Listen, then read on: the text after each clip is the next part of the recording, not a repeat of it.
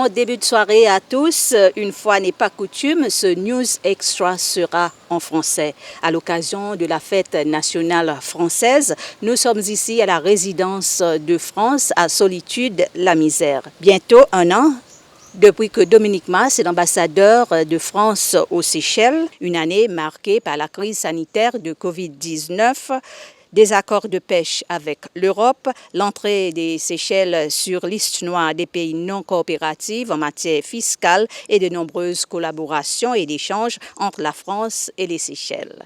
Tout d'abord, merci de nous accueillir ici à la résidence de France. Cette semaine, vous avez célébré le 14 juillet. En quelques mots, que représente cette fête pour vous? Bienvenue d'abord à la résidence. Je suis très heureux de vous accueillir et d'accueillir toute l'équipe de la SBC. Effectivement, on a fêté le 14 juillet, alors on l'a fêté de façon très restreinte à cause de la situation sanitaire, mais le 14 juillet, ça reste une fête importante pour tous les Français, au-delà du fait qu'historiquement, c'est effectivement la prise de la Bastille, c'est la libération de la France de la tyrannie de l'Ancien Régime.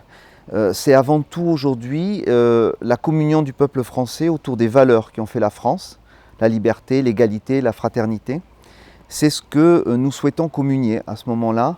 Et plus particulièrement cette année, vous avez peut-être vu, le défilé était dédié au personnel de santé et aux secouristes, qu'ils soient civils ou militaires, qui ont été en première ligne dans la protection des Français contre la Covid-19.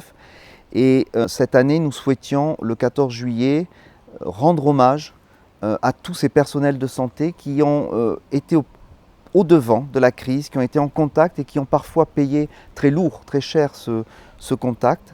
C'est ce que j'ai effectivement dit le 14 juillet ici, en rendant hommage à l'ensemble du personnel de santé aux Seychelles. Même s'il n'y a pas eu de mort, même si la crise a été relativement légère par rapport à d'autres pays, ça n'enlève rien à la reconnaissance que nous devons au personnel de santé séchellois. Et ça va faire bientôt un an que vous êtes en poste aux Seychelles. Comment vous décririez le pays et vos échanges avec le Seychellois? Moi, ce qui m'a frappé depuis que je suis arrivé, c'est, je dirais, le poids de l'histoire. C'est le poids de cette relation historique entre la France et les Seychelles, entre les Français et les Seychellois, qui fait bien entendu qu'on est toujours bien accueillis, mais qu'on sent beaucoup d'attentes. Pour un ambassadeur, c'est à la fois stressant et c'est à la fois motivant de savoir que le pays qui vous accueille a beaucoup d'attentes vis-à-vis de vous. Et donc j'essaie de répondre à ces attentes en termes de coopération, en termes de dialogue politique. Je suis très heureux d'être ici. J'essaie aussi de beaucoup voyager à travers les îles, surtout ces derniers temps où frappe la crise économique. J'essaie de fréquenter beaucoup d'hôtels et de restaurants. Ce n'est pas que des loisirs, c'est aussi une façon pour moi de soutenir l'économie et de montrer notre solidarité avec le peuple séchellois. Quelques mois après vos arrivées ici, les Seychelles sont entrées sur la liste noire des pays non coopératifs en matière fiscale de la France et ensuite de l'Union européenne. Quelle est la situation aujourd'hui? Est-ce que les Seychelles vont sortir de cette liste? Juste pour revenir en arrière, cette liste, c'est une liste noire d'abord française et puis il y a une liste européenne et c'est une sorte d'inscription automatique. C'est-à-dire que lorsque, dans le cadre de notre coopération en matière fiscale avec des États, nous ne pouvons obtenir de réponse à nos demandes, il y a une sorte d'inscription automatique dans la liste noire. C'est ce qui s'est malheureusement passé pour les Seychelles en décembre 2019 et un peu plus tard avec l'Europe. Les conséquences, c'est que les transactions financières deviennent plus onéreuses, plus chères entre les Seychelles et la France ou entre les Seychelles et l'Union européenne maintenant. Et puis surtout la conséquence, c'est une question d'image. C'est l'image du pays qui est un peu ternie. Alors, on en est très conscient. C'est pour ça que très rapidement, dès janvier, nous avons proposé aux Seychellois d'établir un partenariat, une coopération rapide sur ces questions de fiscalité. Un accord a été signé entre le ministre Lousto Lalanne et le ministre français du budget, M. Darmanin, à l'époque. Et normalement, dans les jours qui viennent, une réunion, une première réunion a été programmée entre les équipes de fiscalistes séchellois et les équipes de fiscalistes français pour justement regarder comment améliorer cette coopération. Pour nous, c'est important qu'on puisse, disons, aller de l'avant et montrer aussi à l'Union européenne qu'on va de l'avant et avec l'espoir effectivement de sortir de la liste au plus tôt. Et vous n'avez pas une idée peut-être quand ça va arriver? Ouais, ça va dépendre beaucoup de l'état de notre coopération, c'est-à-dire en fonction des réunions que nous aurons, en fonction des réponses que nous pourrons avoir sur les dossiers fiscaux. Effectivement, lorsqu'il y aura effectivement un témoignage que cette coopération fiscale est positive et se fait, à mon avis, de la même façon que les Seychelles sont rentrées de façon automatique, elles sortiront aussi de façon automatique de cette liste française et nous ferons tout ensuite pour que l'Union européenne aussi sorte les Seychelles. On parlait tout juste d'Union européenne. Il y a eu des accords qui ont été signés entre les Seychelles et l'Union européenne, des accords de pêche. Il y a beaucoup de gens sur les réseaux sociaux et même à l'Assemblée nationale qui critiquent ces accords. Qu'est-ce que vous auriez à leur répondre ? Plusieurs choses peut-être. D'abord, ces accords de pêche, ce ne sont pas les premiers. En tout cas, on le mérite d'être totalement transparent. Si on les critique, c'est qu'on les connaît. Donc ils ont le mérite d'être totalement transparents. Je ne suis pas sûr que toutes les flottes de pêche qui sont dans la ZEE séchelloise ou en océan Indien aient signé ce type d'accord transparent. Ce type d'accord prévoit des quotas en fonction justement de la préservation de la ressource et prévoit aussi des aides financières aux Seychelles pour justement encourager, aider notamment la pêche artisanale. C'était un accord qui a été négocié par l'exécutif séchellois, c'est normal, qui a été ensuite validé par le législatif et je crois qu'ils ont bien fait parce que c'est un accord qui amène des ressources financières mais aussi techniques et qui amène de l'emploi pour les Seychellois. Il faut prendre conscience de quelque chose. Les armateurs français, par exemple, les prises des armateurs français dans la zone économique exclusive des Seychelles, c'est entre 12 et 25%. C'est-à-dire c'est une minorité. Voyez ? Donc c'est quand même important de conserver les armateurs européens sur cette zone parce qu'ils viennent débarquer leurs poissons, ils viennent gérer leur logistique au port de Victoria, ils approvisionnent les entreprises de pêche comme Ayoti qui créent de l'emploi, ils génèrent des taxes, ils génèrent des revenus. C'est ça l'enjeu derrière. Après, effectivement, j'ai lu ces déclarations ou ces messages sur le colonialisme, sur le thon est à nous. Bon, d'abord, le thon, il circule en mer et on est habitué à ces propos sur le colonialisme. Je crois que c'est déplacé. C'est déplacé quand on sait que l'Union européenne est le premier partenaire des Seychelles, fort probablement, et en tout cas le premier partenaire en aide au développement pour l'Afrique. Donc voilà, c'est des propos de réseaux sociaux, je dirais. Et il faut regarder devant et regarder ce qu'est le vrai partenariat entre l'Union européenne et les Seychelles ou les pays africains qui bénéficient de ces accords. Le pays est touché par une crise économique et sanitaire. Vous avez initié plusieurs initiatives comme un renfort matériel auprès de la Croix-Rouge des Seychelles, mais aussi des échanges entre l'hôpital universitaire de La Réunion et l'hôpital des Seychelles. Aura-t-il d'autres initiatives de ce type à l'avenir? Oui. Moi, je suis très fier de ce qu'ont fait nos compatriotes français réunionnais pendant cette crise. Effectivement, avec l'aide de l'Union européenne, la Croix-Rouge française, dans le cadre de la Commission de l'océan Indien, a pu livrer, je crois, 6000 équipements de protection pour le personnel médical du département de la santé et l'APNAR. Et on a procédé à la remise récemment avec la Croix-Rouge des Seychelles. Et puis il y a eu cette coopération qui s'est mise en place immédiatement dès le début de la crise avec les équipes Covid de l'hôpital de Victoria et de l'hôpital de Saint-Denis de la Réunion qui permettait aux médecins et aux scientifiques d'échanger sur les bonnes pratiques et sur ce qu'on pouvait observer de ce virus alors qu'on ne connaissait pas grand-chose à ce moment-là. C'est une coopération qui se poursuit et nous allons très prochainement signer un accord entre le département de la santé, l'ordre des médecins, l'université des Seychelles et le CHU de la Réunion et l'université de la Réunion pour justement encourager la formation de médecins séchellois qui iront se former à la Réunion sur tout un tas de spécialités. Justement, l'idée c'est de remonter le niveau de spécialisation des médecins séchellois et de doter le système de santé de meilleures capacités humaines. Donc, effectivement, ça s'est mis en place. On a d'autres projets. On a démarré assez rapidement aussi avec la ministre des Affaires familiales une coopération en matière de violence faites aux femmes. Pour nous, c'était important. Vous savez certainement qu'en France, nous avons constaté une augmentation de ces violences pendant la période de confinement.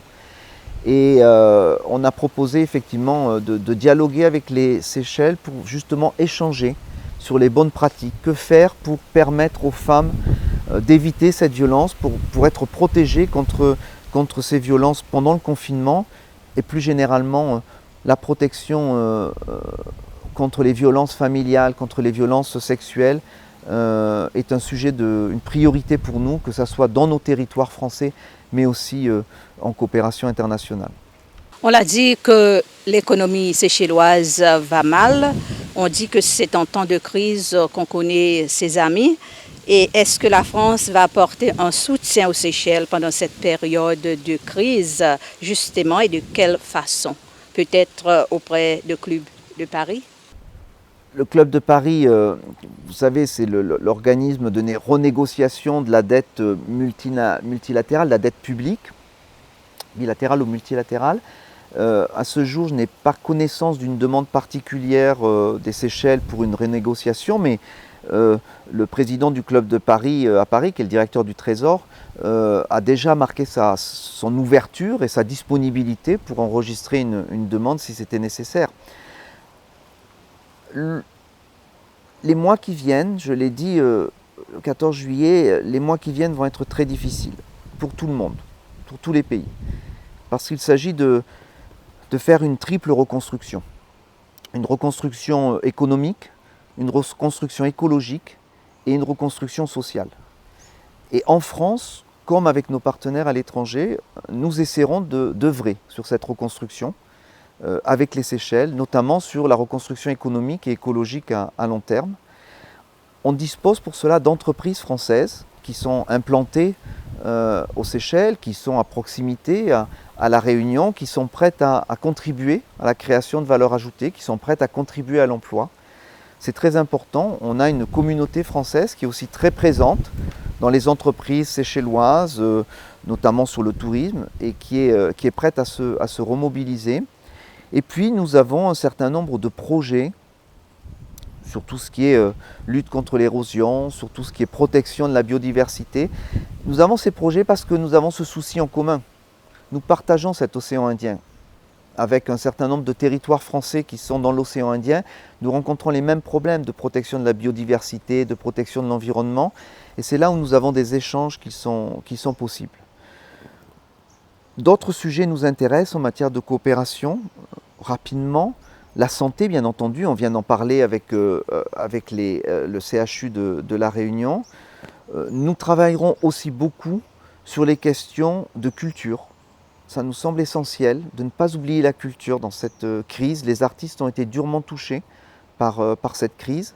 Et avec l'Alliance française, nous souhaitons leur offrir une sorte de plateforme qui va aider à structurer un peu ce milieu des artistes. Donc on va très prochainement, je l'espère, travailler avec les institutions séchelloises, avec l'ambassadeur en charge de la culture, de la promotion de la culture séchelloise, pour justement essayer de voir comment nous pouvons aider à structurer le milieu artistique. Puis à côté de ça, nous avons des coopérations, je dirais, plus institutionnelles qui continuent, hein, notamment en matière de sécurité maritime. Les forces navales françaises restent engagées. Notre conseiller en sécurité maritime auprès des autorités séchelloises est là. Nous continuons à travailler avec le souci de diversifier face à la diversification des risques Il n'y a plus uniquement la piraterie, mais c'est aussi l'ensemble des trafics d'êtres humains qu'on constate en augmentation dans l'océan Indien, des trafics de drogue, des trafics divers et variés, sur lesquels je crois qu'il faut ensemble que nous travaillons. Et comme je le disais tout à l'heure, les questions sociales, avec la promotion du genre, avec la lutte contre les violences faites aux femmes et faites aussi aux enfants. Des textes de loi sont passés récemment et nous souhaitons aider les Seychellois justement sur tout le travail d'enquête et de prise en charge des victimes dans le cadre de ces violences sexuelles sur enfants. Et dans cette période difficile, les élections présidentielles se préparent ici.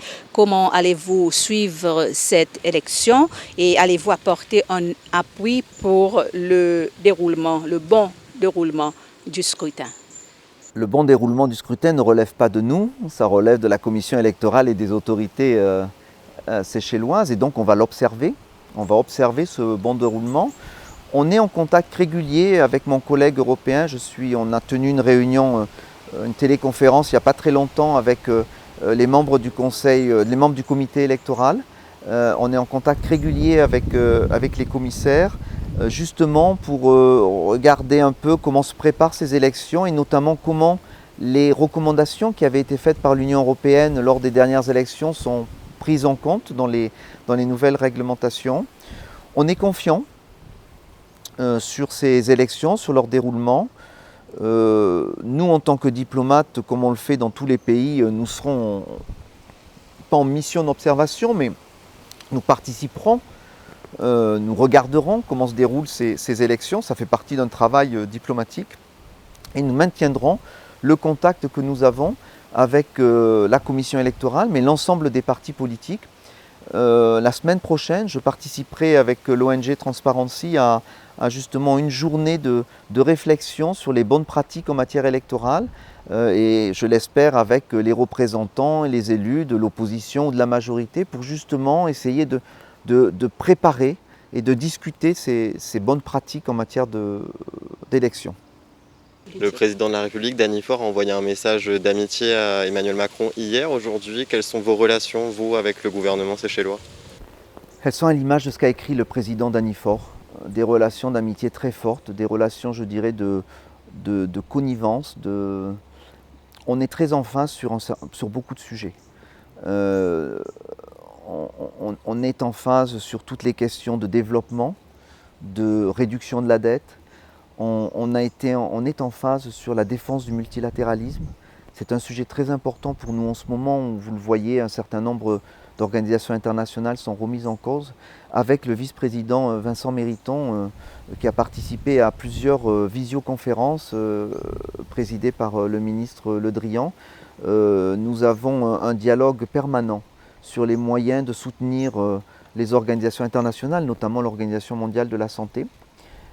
Les moyens de la renforcer, certainement il faut évaluer comment la crise a été gérée, en tirer les leçons et effectivement promouvoir une réforme de ces organisations internationales.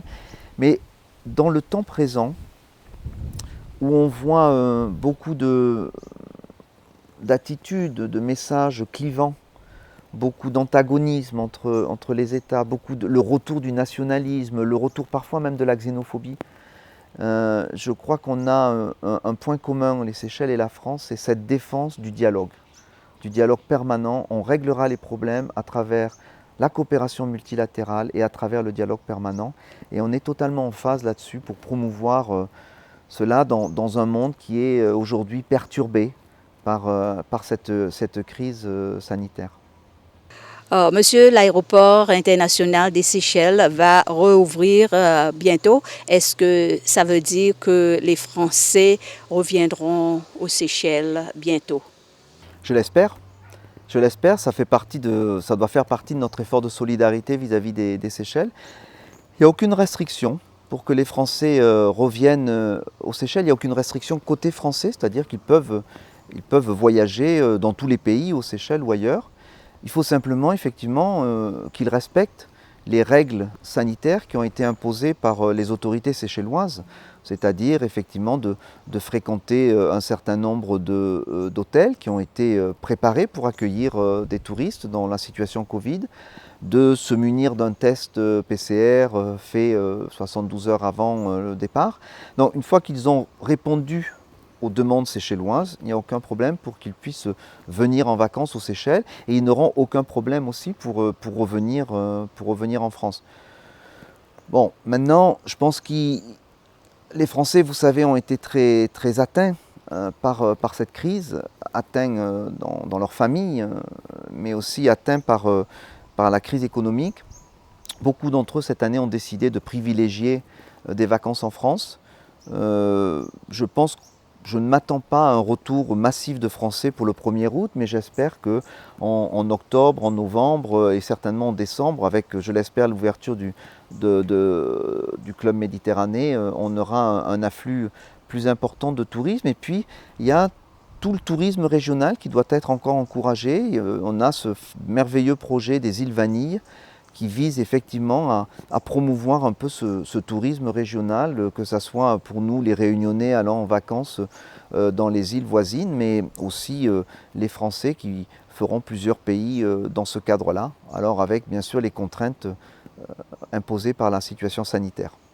Est-ce que selon vous la crise sanitaire elle est terminée, elle est derrière nous, ou est-ce qu'il y a des risques qu'elle reprenne? On a entendu parler d'une deuxième vague. Et deuxième question, ce serait, est-ce qu'on peut déjà tirer des enseignements de cette crise et si oui, lesquels? Je me garderai de faire un pronostic sur l'évolution sanitaire. Je laisse ça aux médecins, au commissaire à la santé qui est bien plus performant que moi et qui connaît les choses. J'espère simplement que cette crise elle va pas disparaître complètement, elle va s'atténuer et puis peut-être un jour, grâce à la vaccination, on arrivera à mettre fin à la présence de ce virus. Les leçons à tirer, elles sont un peu difficiles aujourd'hui de tirer complètement les leçons, mais on voit très bien côté français d'ailleurs, on voit très bien les premiers enseignements. Premiers enseignements, c'est un besoin d'unité nationale quand on est dans ce type de crise. C'est aussi un besoin de retrouver sa souveraineté, et sa souveraineté notamment économique. On l'a vu avec les questions d'approvisionnement qui ont été rendues difficiles. Je crois que ces éléments-là sont aussi valables pour les pays de l'océan Indien. Et vous le savez mieux que moi, la dépendance des Seychelles vis-à-vis de l'extérieur, puisque beaucoup de produits alimentaires ou autres sont importés, on dépend beaucoup de l'étranger. Il est important d'avoir une réflexion stratégique sur l'approvisionnement. Et dans ce contexte, je remarque simplement que la coopération régionale a peut-être été sous-utilisée. Je pense que comme on le fait en Europe, il faut renforcer cette coopération régionale.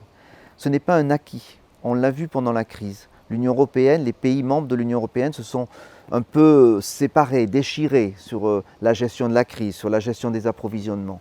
Il faut faire très attention à cela. Et c'est la même chose dans la COI. Je suis frappé que la Réunion, les échanges entre la Réunion et les pays de la COI avoisinent 3,5% seulement des échanges de la Réunion, échanges commerciaux. C'est rien. Donc nous mangeons de l'agneau néo-zélandais, nous mangeons du beurre australien, alors que nous avons une excellente viande à Madagascar, en Afrique du Sud ou à La Réunion, alors que nous avons du lait à La Réunion, alors que nous avons des légumes à La Réunion plutôt qu'en Turquie. Je crois qu'il faut qu'on ait une réflexion stratégique et politique sur les échanges. Il faut guider politiquement les échanges. Parce que derrière, c'est une stratégie de souveraineté régionale qui doit être mise en œuvre. Et puis derrière aussi, c'est la préservation de l'écologie. Est-il raisonnable d'importer à des milliers de kilomètres nos produits alors que nous pouvons les trouver dans la région? La reconstruction économique dans le monde entier se fera uniquement si nous prenons aussi en compte la reconstruction écologique. Et ça, pour nous, ça devient très important et c'est en tout cas un point qu'on partage avec les Seychelles. Merci, Monsieur l'ambassadeur, de nous avoir accueillis ici à la résidence de France et d'avoir répondu à nos questions. Et à vous, merci de nous avoir suivis.